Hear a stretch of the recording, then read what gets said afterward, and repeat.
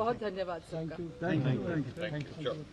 तो प्रधानमंत्री का धन्यवाद करते हुए प्रतिभा अडवाणी, उन्होंने कहा कि देश का सर्वोच्च सम्मान उनके पिताजी को मिला है और इस बात से वो अभिभूत हैं और उनकी ये जो भाव थे खुशी के, वो साफ तौर पर झलक रहे थे उनकी वाणी में। और जैसा कि उन्होंने कहा कि आज के इस अहम दिन उन्हें अपनी माँ भी बहुत याद आ रही हैं, क्योंकि जब भी इस तरह के कदावर जब नेता होते हैं और इस तरह का राजनीतिक करियर आपका रहता है तो आपके जीवन साथी का भी रोल काफ़ी अहम हो जाता है। और यहाँ पर अपनी माँ को भी याद करती हुई प्रतिभा अडवाणी, और साफ तौर पर जिस भाव के साथ उन्होंने धन्यवाद दिया सरकार का कि इस सर्वोच्च सम्मान के लिए उन्होंने शुक्रिया अदा किया।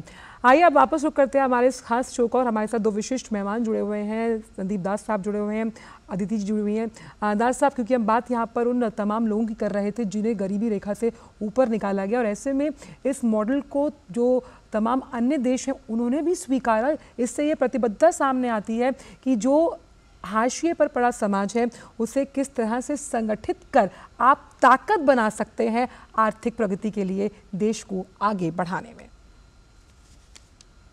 इसका दो पहलू है। आप प्रधानमंत्री अन्न योजना का बताना, जो फ्री राशन स्कीम जो बनाया जाता है 80 करोड़ रुपए का, एक तरफ तो सरकार प्रोक्योर करके देती है, बट उसकी तरफ जो प्रोक्योरमेंट होता है, सरकार जो खरीदती है छोटे और स्मॉल फार्मर्स से एमएसपी के थ्रू, वो भी कहीं ना कहीं सपोर्ट करता है। एमएसपी के जो चावल और गेहूं का प्रोक्योरमेंट होता है, फूड कॉर्पोरेशन ऑफ इंडिया और तमाम स्टेट एजेंसियां करती है, उसमें भी सपोर्ट मिलता है फार्मर्स को। तो दोनों तरफ से जो छोटे फार्मर्स है, मार्जिनल फार्मर है, उसको मिनिमम सपोर्ट प्राइस का सपोर्ट मिलता है, और उस जो ग्रेन प्रोक्योरमेंट होता है वो फिर फ्री ग्रेन की तरफ करता है। 2 लाख करोड़ का आंकड़ा एक बहुत ही बड़ा आंकड़ा होता है हर साल, और 5 साल के लिए एक्सटेंड भी कर दिया गया।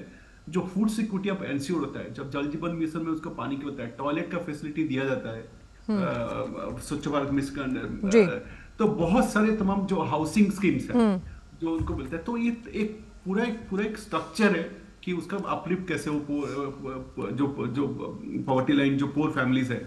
तो इसलिए जो मल्टी डायमेंशनल जो अप्रोच है टू लिफ्ट प्रॉपर्टी, इस जस्ट नहीं खाली फूड गेन नहीं है, उसके अलावा उसको पानी का सुविधा है, उसको घर कैसे दिया जाए, उसके पास रोजगार एनर्जी के थ्रू है, और स्किल इंडिया, ये सब बहुत सारे चीजें मिलाकर एक पॉवर्टी को एड्रेस करने की जरूरत है। तो इसलिए सक्सेस मिला है तो 25 करोड़। बिल्कुल, और ये जब हम बात करते हैं सफलता की तो यहाँ पर युवाओं को भी याद करना ज़रूरी है। अदिति जी, जब हम युवाओं की बात करते हैं तो उन्हें कौशल प्रशिक्षण देना, और जिस तरह से हमने देखा कि नर्सिंग कॉलेजेस की बात की जाए, एम्स की बात की जाए, उसमें बढ़ोतरी हुई है। हमने देखा तमाम जो केंद्रीय विद्यालय हैं उनकी भी संख्या बढ़ाई गई है। अटल इनोवेशन की बात की जाए, अटल टिंकरिंग लैब्स की बात की जाए, लेकिन युवाओं को किस तरह से नवोन्मेष के साथ जोड़कर साथ ही साथ एंटरप्रेन्योरशिप के लिए भी कहीं ना कहीं जागरूक करना, उनमें ऊर्जा भरना, ये भी प्राथमिकता में शामिल है जब हम विकसित भारत की संकल्पना का जिक्र करते हैं। तो जी बिल्कुल, वो जाहिर भी था बहुत अंतरिम बजट की पेशकश में। जो सबसे बड़ी अनाउंसमेंट यूथ के लिए की गई वो यही की गई कि 1000 करोड़ का इंटरेस्ट फ्री कॉर्पस क्रिएट किया जाएगा 50 सालों के लिए।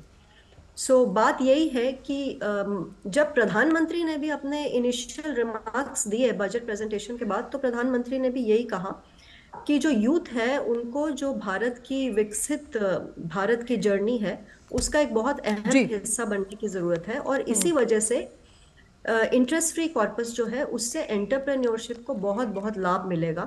हमने देखा है कि पिछले कुछ दिनों में बहुत सी स्टार्टअप्स और बहुत से यूनिकॉर्न्स ऐसे हैं आंचल जो सेकंड टायर सिटीज और थर्ड टायर सिटीज में भी उभर के आ रहे हैं। वो क्यों आ रहे हैं? ऐसा तो नहीं है कि टैलेंट की कभी भारत में कमी थी, एक कंड्यूसिव एटमॉस्फेयर की कमी थी।